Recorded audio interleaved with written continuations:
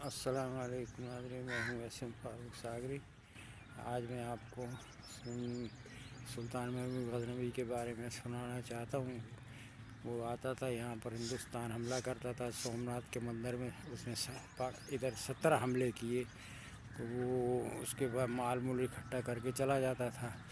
تو اس کے دربار میں ایک دفعہ وہ حاضر ہوئے، کیا نام ہے یہ، ابو رحمان البیرونی، بہت بڑے فلاسفر تھے، بہت سیاح تھے اور بہت نالج تھا ان کا۔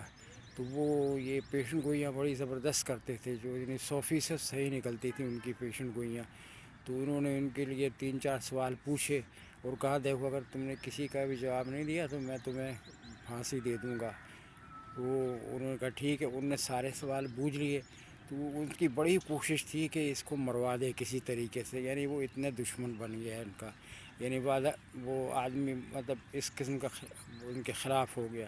اس کے بعد عرفی ایک شاعر تھا، اس کا فارسی کا شاعر تھا، تو وہ یہاں آیا، اس سے کہا کہ ٹھیک ہے تم میرے قصیدے لکھو، میں تمہیں ہر قصیدے کے بدلے ایک سونے کی اشرفی دوں گا۔